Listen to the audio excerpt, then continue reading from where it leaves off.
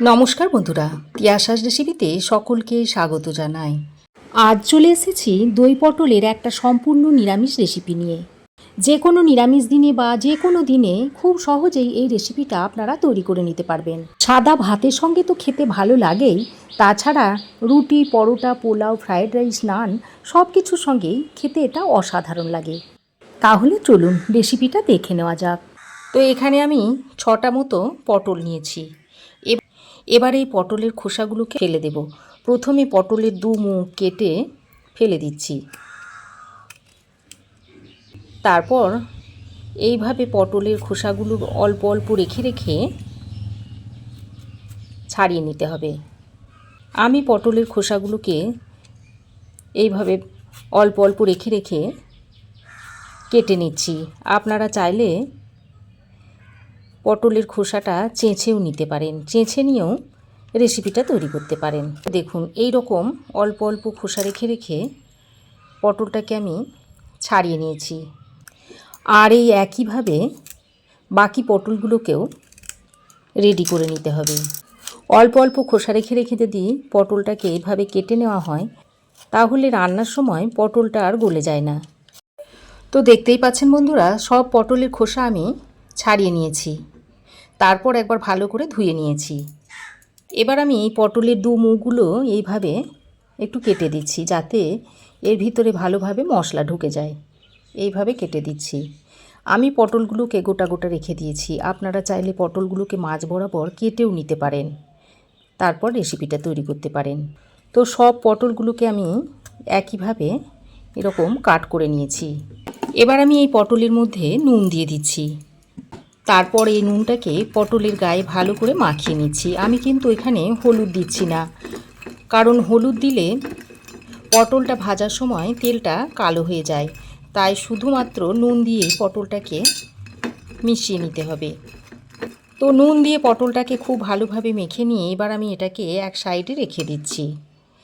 তারপর আমি একটা মশলা তৈরি করে নেব। তার জন্য একটা বাটি নিয়েছি। এই বাটির মধ্যে দিয়ে দিচ্ছি হাফ চামচ পরিমাণ হলুদ গুঁড়ো, হাফ চামচের থেকে একটু কম দিয়ে দিচ্ছি ঝাল লঙ্কার গুঁড়ো, হাফ চামচ দিয়ে দিচ্ছি কাশ্মীরি লঙ্কার গুঁড়ো যাতে এর কালারটা সুন্দর আসে, হাফ চামচ দিয়ে দিচ্ছি ধনে গুঁড়ো, আর হাফ চামচ দিয়ে দিচ্ছি জিরে গুঁড়ো, আর দিয়ে দিচ্ছি 1 চামচ পরিমাণ গ্রেট করা আদা। এবার অল্প পরিমাণে জল দিয়ে এই মশলার একটা পেস্ট আমি তৈরি করে নিচ্ছি। এইভাবে গুঁড়ো মশলা যদি জলে ভিজিয়ে রান্নাতে ব্যবহার করা হয়, তাহলে একদম বাটা মশলার স্বাদ পাওয়া যায়। তো দেখুন, মশলার পেস্টটা আমি তৈরি করে নিয়েছি। তো এটাকেও এখন রেখে দিচ্ছি। এবার আমি কড়াই গরম করে দিয়ে দিচ্ছি পরিমাণ মতো সর্ষের তেল। আর এই রান্নাটা আমি সর্ষের তেলেই করব, আপনারা চাইলে সাদা তেলেও করতে পারেন। এদিকে আমি পটলের মধ্যে নুন মাখিয়ে 5 মিনিট মতো রেখে দিয়েছিলাম, আর দেখুন পটল থেকে জল ছাড়তে শুরু করেছে। এবার এই জলটা ফেলে দিয়ে পটলগুলোকে এই তেলের মধ্যে দিয়ে দিচ্ছি। নুন মাখানো পটলগুলোকে তেলের মধ্যে দিয়ে একবার উল্টে পাল্টে নিয়ে গ্যাসের ফ্লেমটাকে মিডিয়ামে করে দিয়ে তারপর একটা ঢাকনা লাগিয়ে পটলগুলোকে কিছুক্ষণ এইভাবে ভেজে নেব। গ্যাসের ফ্লেমটাকে মিডিয়ামে রেখে পটলগুলোকে ঢাকা দিয়ে আমি এই 2-3 মিনিট মতো ভেজে নিয়েছি। আর পটলগুলো দেখুন বেশ অনেকটাই নরম হয়ে এসেছে। এবার গ্যাসের ফ্লেমটাকে একটু হাইতে রেখে পটলগুলোকে হালকা একটু রং ঘুরিয়ে ভেজে নিতে হবে। তবে খুব বেশি কড়া করে পটলগুলোকে ভাজা যাবে না।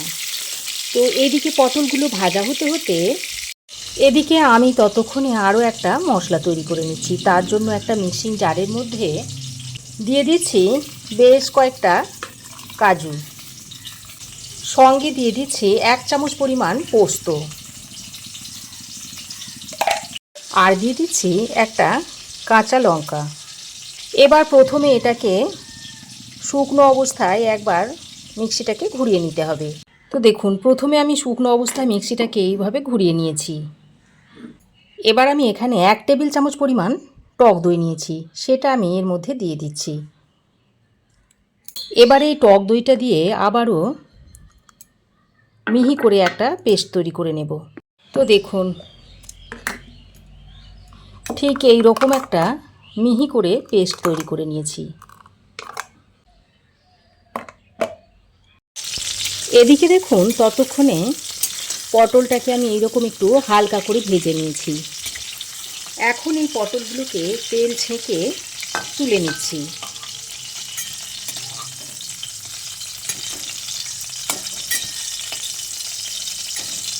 তো দেখুন পটলগুলোকে আমি এইভাবে ভেজে তুলে নিয়েছি।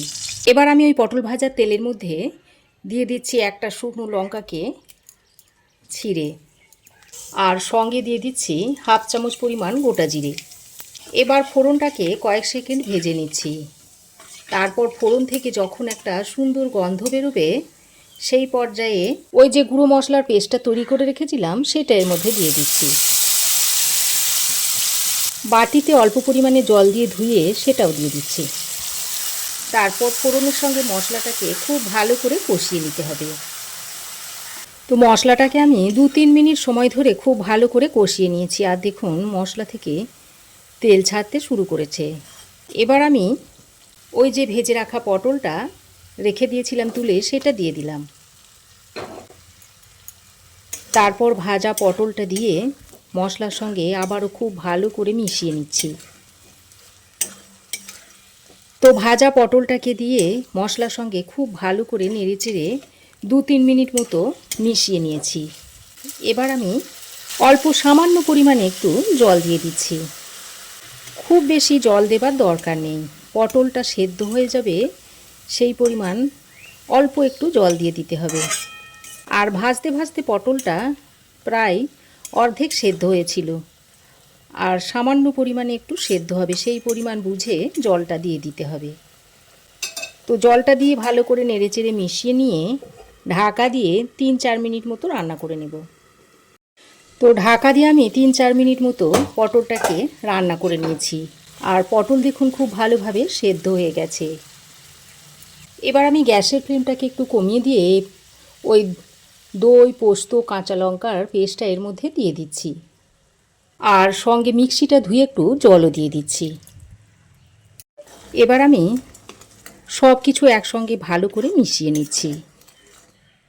আর এই সময় গ্যাসের ফ্লেমটাকে একদম লোতে করে দেবেন, তা না হলে দইটা ফেটে যেতে পারে। তো খুব ভালো করে মিশিয়ে নিয়ে এবার গ্যাসের ফ্লেমটাকে একটু হাইতে করে দিয়েছি। তারপর এটাকে কিছুক্ষণ ফুটিয়ে নিতে হবে।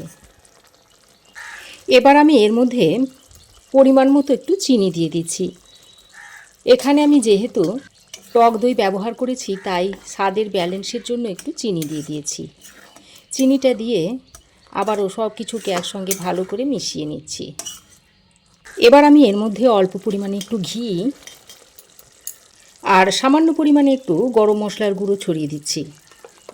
ঘি আর গরম মশলার গুঁড়োটা দিয়ে আরও একবার ভালো করে নেড়েচেড়ে মিশিয়ে নিয়ে ঢাকা দিয়ে আরও 2 মিনিট রান্না করে নিচ্ছি। ঢাকা দিয়ে আরও 2 মিনিট মতো রান্না করে নিয়েছি। আর দেখুন তেলটা উপরে কি সুন্দর ভেসে উঠেছে।